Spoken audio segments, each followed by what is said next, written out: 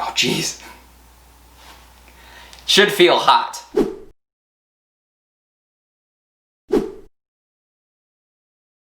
Hello, I'm Mr. Brian. Welcome back to the Science Factory's YouTube channel. Everybody knows that humans have a sense of touch, but did you know that our sense of touch is actually made up of several different senses? Each of these senses has its own completely separate systems and can be tested on its own. Today we're going to be learning about one of those senses, which is called thermoception.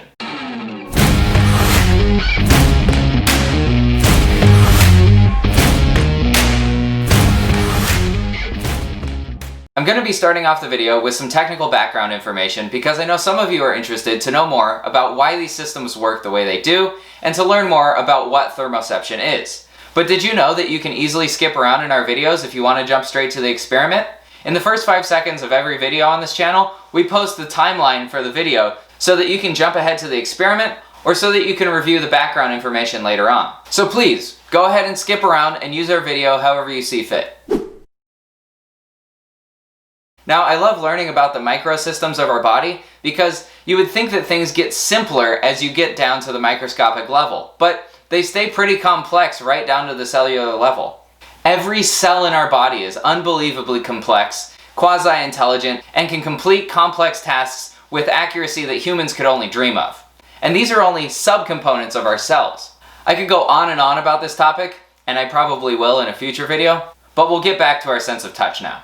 Somatosensation is the name for your tactile senses, or in other words, our sense of touch. It describes all of the sensations that we experience through our skin, mucous membranes, joints, and limbs. But what a lot of people don't know is that our sense of touch is actually a collection of several different senses, all with their own systems. From pain to temperature to position and stretch to pressure and even chemicals, your body has several senses that fall under the touch category. Now, I'm sure a lot of you that are watching right now are thinking, okay, yeah, those systems might be separate, but can't we just classify them all as touch? It turns out that our senses of taste and smell also fall into the somatosensory category, so while taste and smell might be their own separate and specialized versions of touch, they are still under the category of touch, and so are the other senses. For example, thermoception, the topic of this video, is a completely separate and specialized system, just like your sense of taste is. It's really only because the 5 senses that most people know about are so obvious and vital to our everyday life that those were the first to be identified. But we have way more than 5 senses. In fact, we'll be doing an informational video about that soon, and once we've uploaded it, I'll put a card for you guys right here. Now, to get really technical, scientists aren't exactly sure how our sense of thermoception works yet, but what we do know so far is that our warmth receptors seem to be made up of unmyelinated C fibers, and our cold receptors have both unmyelinated C fibers and thinly myelinated A delta fibers. Myelination is the protective coating that surrounds our nerve endings. This difference in the structure of warmth versus cold receptors mean that each type of receptor is a separate and specialized system for detecting temperature changes in a certain direction. In other words, there's a separate nerve structure for detecting hot and cold. For example, cooling receptors fire more rapidly when it's cold and less rapidly when it's warm. So the cold receptors tell your brain yes cold or no cold, but they don't give you much information about warmth. As we said in the beginning of the video, thermoception is your body's sense of temperature. But that's not quite the whole picture. Thermoception is actually your sense of changes in temperature. Isn't it weird how metal always seems to be colder or warmer than everything else in the room? How can it be both? Well, it turns out that metal objects and non-metal objects in the same room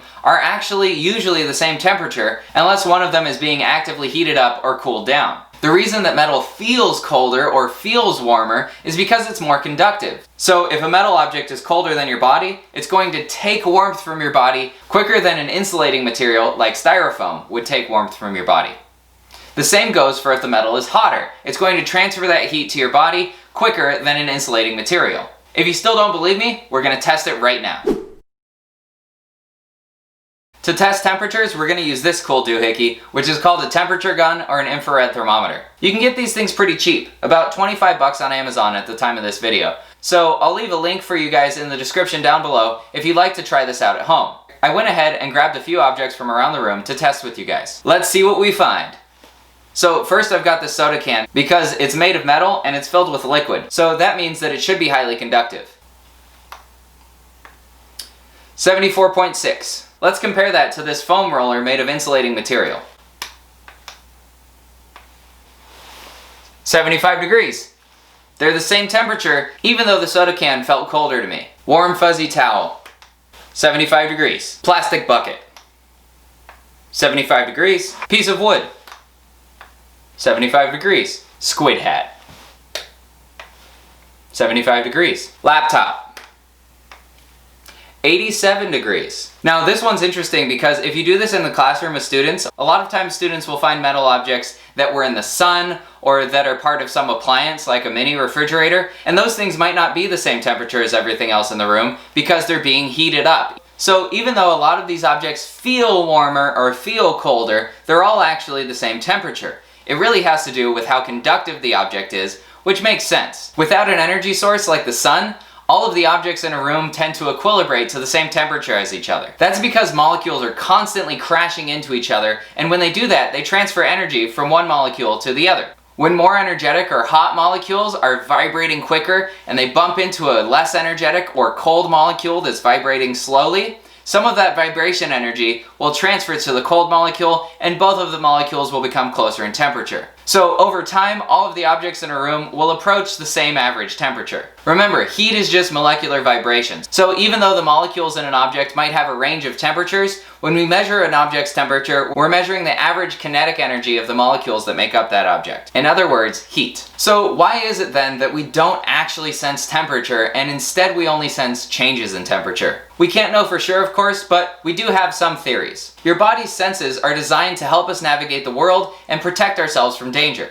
Insulators that don't transfer heat very well are not as dangerous to touch if they're warm or cold because our cells are only in danger if they're being heated or frozen to temperatures outside of their stable range. It's also true that objects that are conductive and warmer than your body are going to feel warm to the touch. And that's important if, for example, you're really cold and you find a nice warm rock. You can lay down on the rock and it's going to feel good because your body is getting the energy. So it's important for you to be able to tell how conductive something is and how much heat it is transferring to you. If it's cold outside, you might instead want to find an insulating material like a blanket, because blankets help trap our heat in instead of letting the heat escape into the outside world. Remember, your senses are designed to help you make sense of the world. So even though it might be weird that we can't tell the true temperature of something, it's a pretty helpful adaptation to be able to tell how objects are changing our temperature. By the way, please help to support our YouTube channel. We want to keep creating awesome free content like this for you guys, but we can only do it if we have your support. You can support our channel by interacting with our videos, by liking them, or leaving a comment to say hello, or give us suggestions and feedback about what you'd like to see in the future. As we covered earlier in the video, your body's senses of temperature and pain are actually different systems that together with other touch-based senses make up a sort of meta-sense, which we call touch. You can actually confuse your body's sense of touch pretty easily. Your sense of burning cold, for example, is a combination of your body's sense of pain and your body's sense of cold. The same can be said for your sense of burning hot. And I've got an experiment to show you that'll help us investigate. This experiment is called the thermal grill illusion. And in order to do this experiment, you're going to need 2 warm hot dogs. You don't want them to be hot. And 2 cold hot dogs. In order to get a greater effect, you can actually freeze the hot dogs, but refrigerated ones should work just fine. Next, you're going to place the hot dogs in an alternating pattern. So warm, cold, just like this. By the way, if you don't want to use 4 hot dogs, you can use just 2 hot dogs and then cut them in half. Next, you're going to take your forearm and place it on the hot dogs. Oh geez. Should feel hot. You might be wondering why I said to use your forearm, and that's because this experiment doesn't work with your hands. If I touch it with my hands can tell that some of the hot dogs are warm, some are cold. Because your hand has very high sensory resolution, which we're going to be explaining in a future video with a 2-point discrimination test, and I'll put the card here once we do that. But why exactly does this experiment work when you use your forearm? Well, your forearm is sensing 2 things. It's sensing warm and it's sensing pain, because the cold hot dogs cause a very small amount of pain and the warm hot dogs convey warmth to your body. So warm plus pain equals burning hot, at least in your brain. Now, before you do this, I have a few tips that are very important. The first and most important tip is that the whole point of this experiment is that you think the hot dogs are burning hot. So you want to double check your hot dogs to make sure they're not actually burning hot, because you won't be able to tell the difference and you could burn yourself. It's also important to note that your success with this experiment is completely dependent on the temperature of the hot dogs.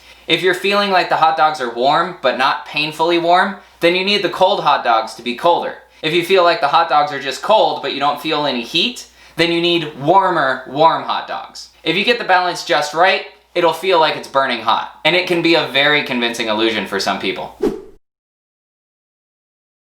Now, just like the thermal grill illusion, the temperature changing effects of menthol and capsaicin are also illusions. Capsaicin is the compound found in spicy peppers that makes your tongue feel hot when you eat them, and menthol is the compound found in mint leaves that gives your mouth a cooling effect when you eat mint. In reality, capsaicin and menthol just happen to confuse our sense of temperature, and they don't actually change our body's temperature. But because our bodies believe that they are warming up or cooling down from these compounds, your body can actually react to it, and those reactions can be very real. For example, when you eat really hot peppers, you might start to sweat and your face might flush red. And menthol can help you soothe sore muscles, just like ice, which is why people will use icy hot in order to soothe muscle pain. Did you know about your sense of thermoception? What about nociception? That's the name for your sense of pain, and we'll be going over nociception and other senses in upcoming videos, so please stay tuned for that. The best way to stay in the loop and support our channel is to make sure that you hit that subscribe button and click the notification bell to select all notifications. That'll help you make sure that you don't miss out on any future videos, and it'll show YouTube that you want to see more content from us. Well, that's all I've got for you guys today. My name's Mr. Brian, and I have a sense that I'll see you guys soon. How do you take a cow's temperature? A thermometer. Hey buddy, what do you give a dog with a fever? Mustard. It's the best thing for a hot dog.